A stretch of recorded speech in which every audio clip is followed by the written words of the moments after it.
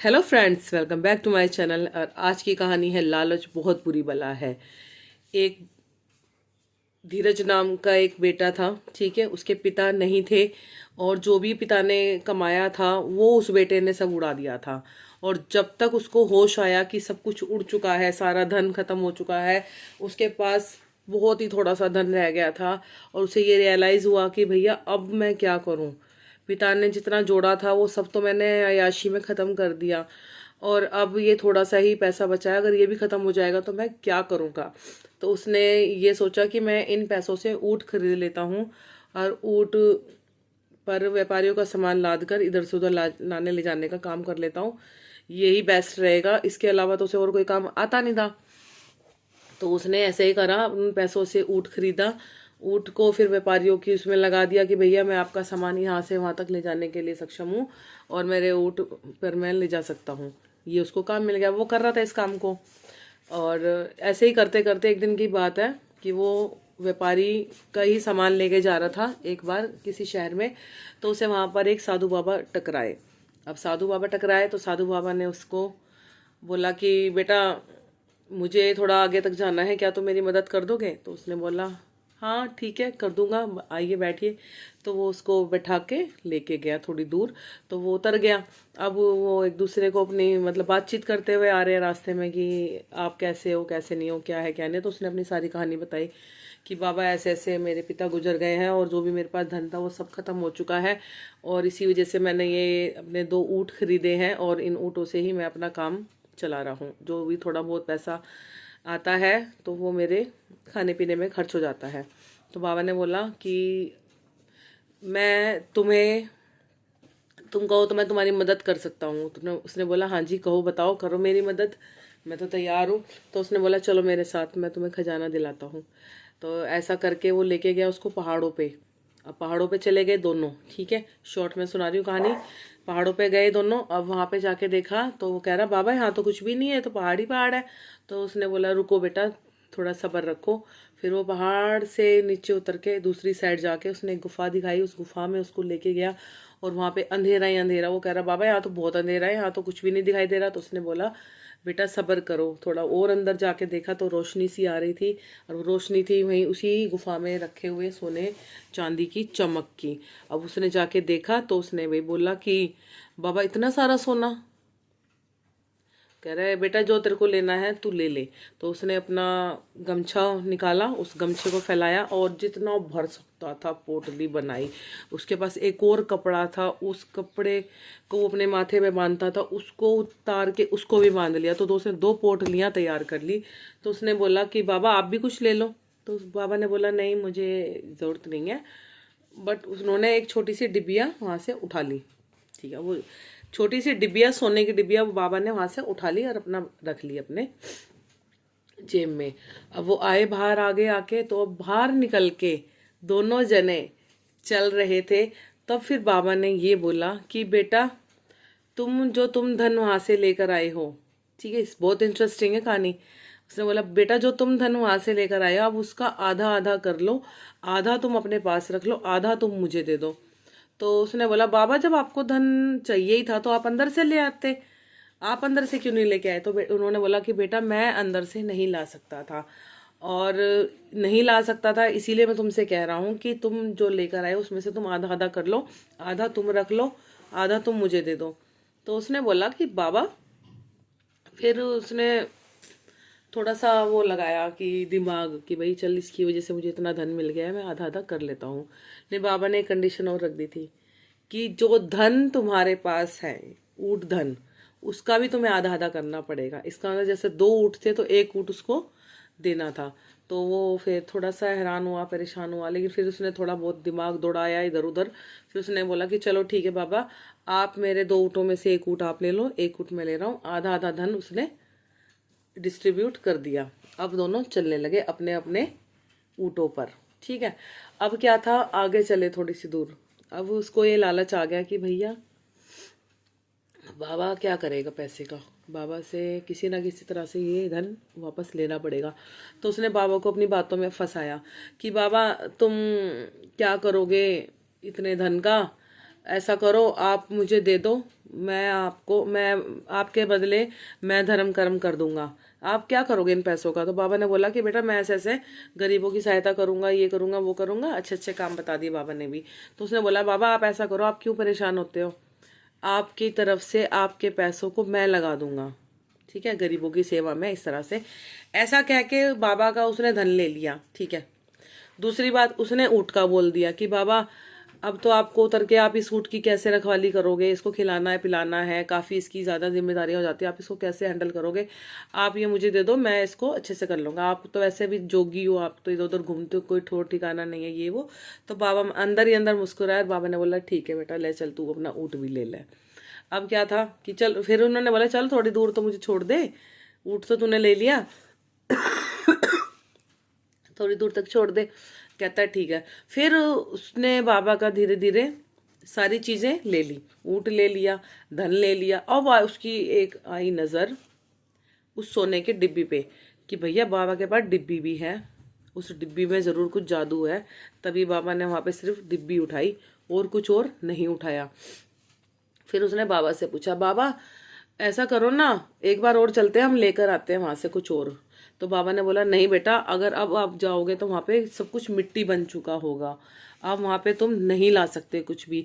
और यही चीज़ मैंने तुम्हें अगर पहले बता दी होती तो तुम एक तिनका भी वहाँ से नहीं उठा सकते थे, क्योंकि ये एक रहस्य था। अगर इस रहस्य के बारे में मैं तुम्हें पहले से बता देता तो वहाँ पर जाने का कोई फ़ायदा नहीं होता, वहाँ पे सब मिट्टी बन चुका होता और मैं वहाँ से ला नहीं सकता। इसीलिए मैं तुम्हें लेके गया कि चलो तुम्हें भी मिल जाएगा धन और मुझे भी मिल जाएगा, जिससे कि मैं गरीबों की बेसहारों की सहायता कर सकूँ।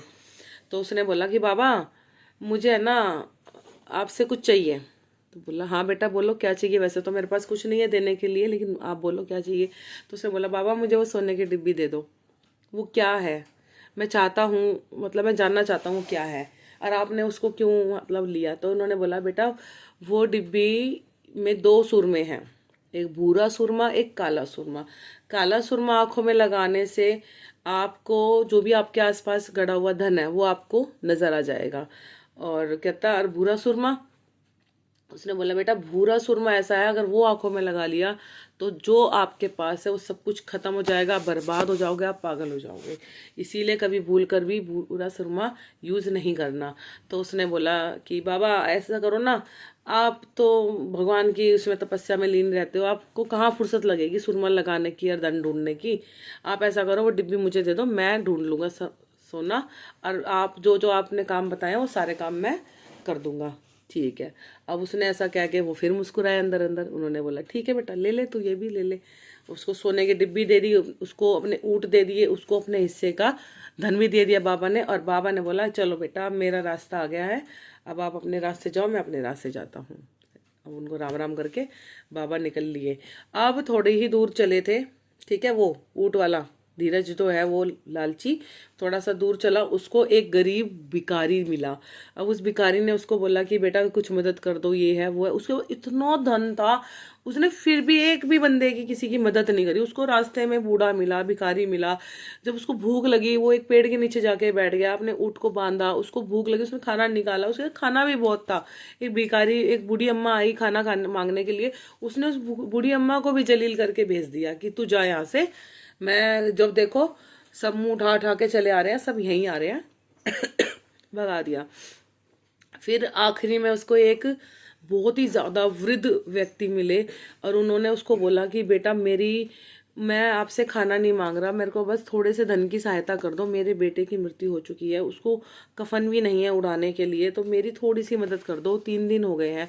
तो वो उससे भी बदतमीजी करने लग गया कि तूने अपना बेटा क्या मेरे ऊपर पैदा करा है, हैं जब पालना पसकी नहीं था, ये है वो है, मतलब कुछ कुछ उसको उल्टा सीधा बोलने लगा और उसको 1 रुपये की भी उसको मदद नहीं करी।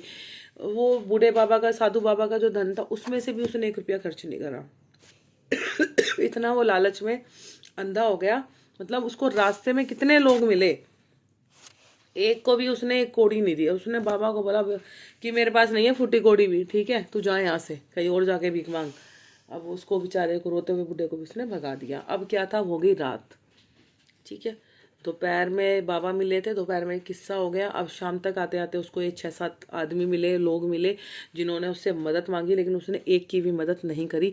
फिर उसने ये चीज़ रियलाइज़ करी, ऐसा करता हूँ डिब्बी आजमाता हूँ, क्या पता बाबा झूठ बोल रहा हो।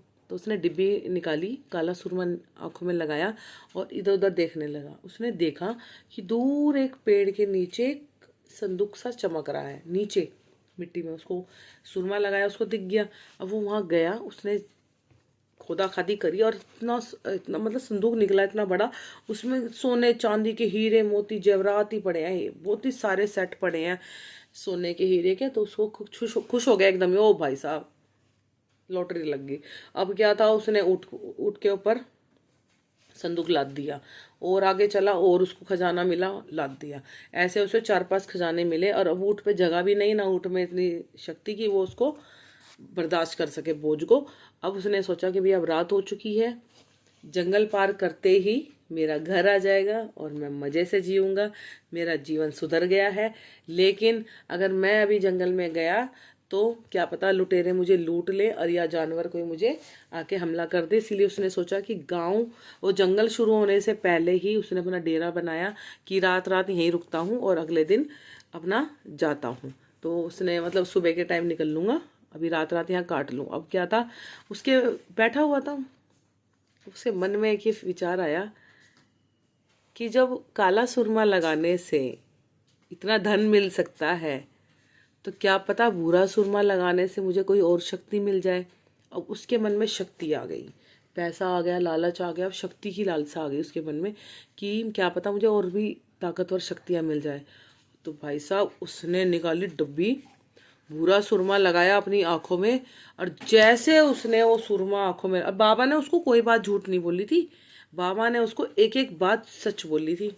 बाबा ने उसकी मदद करी, उसको धन दिलवाया, उस धन में से आधा धन बाबा ने लिया, आधा धन उसको दिया कि भाई बाबा तो मदद करना चाहते थे गरीबों की। और वो जो उसे रास्ते में जो लोग मिले ना 6-7-8, वो सारे बाबा ही थे, बाबा ही उसकी परीक्षा ले रहे थे बार बार कि देखो अब तो मदद कर दे, अब तो किसी की मदद कर दे, अब तो किसी की मदद कर दे, जिसकी वजह से इसने मेरे से सारा पैसा लिया है, अब तो कुछ हेल्प कर दे किसी की। करी नहीं, ले उसने किसी की हेल्प नहीं करी। अब क्या था, सुरमा लगाया, आंखों में जलन हो गई, उसको कुछ नहीं दिखाई दिया, उसकी आंखों से पानी पानी बह रहा और उसको एक अजीब सी बेचैनी हो रही। और क्या हुआ, जैसे एकदम तेज आंधी हवा चली और उसके ऊँट भी हवा में, वो भी हवा में, कम से कम कई घंटों वो हवा में यूं ही घूमता रहा आंख बंद करके। उसको कुछ नहीं दिखाई दिया कि वो कहाँ है कहाँ नहीं है। और जब सुबह आँख खुली तो वो जंगल के बीचों बीच पड़ा हुआ था। उसके ऊँटों का कुछ नहीं पता, ना उसके धन का पता, ना वो सोने की डिबिया का पता, किसी चीज़ का कुछ नहीं पता। वो सिर्फ अकेला पड़ा हुआ था बेसुध। उठा, आंखें मली, आंखें साफ करी, देखा आसपास, ना ऊँट, ना धन, ना दौलत, ना संदूक, ना वो डिबिया। अब क्या था भैया, वो तो बावला हो के घूमे सारे में। किसी ने मेरे ऊँट देखे हैं, किसी ने मेरा सोना देखा है, मेरे को मेरे ऊँट ढूंढवा दो, मैं आपको ये दे दूंगा, मैं आपको वो दे दूँ। भैया वो बिल्कुल ही बावला हो गया, और वो होना ही था बावला। इसीलिए कहते हैं लालच बहुत बुरी बला है। उसको मौका मिला था धन पाने का, धन मिला उसको, उसने आधा आधा भी करा, ठीक है, बाबा के कहने पे। लेकिन फिर उसके मन में लालच इतना ज़्यादा उस पर हावी हो गया कि बाबा का भी सारा धन ले लिया उसने, आधा आधा कर करके, थोड़ा थोड़ा कर करके बाबा का धन भी ले लिया, बाबा से डिब्बी भी ले ली, बाबा से ऊँट भी ले लिया। और खुद क्या करा, खुद उसने 1 रुपए की भी किसी की मदद नहीं करी। और अंत में लालच का फल उसको मिल ही गया। वरना सीधी सादी बात थी, आधा धन खुद लेता, आधा धन बाबा को देता, अपना सीधा चला जाता अपने घर को, किसी से कुछ बोलना नहीं चलना नहीं, बस सीधी बात है।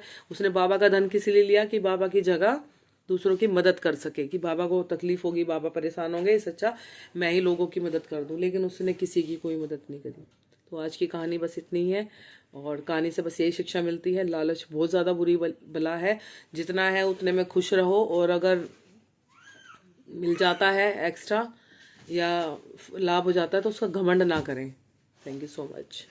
Keep watching my thoughts and my videos and specially my stories. Channel freeze हुआ पड़ा है, प्लीज़ थोड़ा सा मेरी चैनल को अपना आशीर्वाद दे।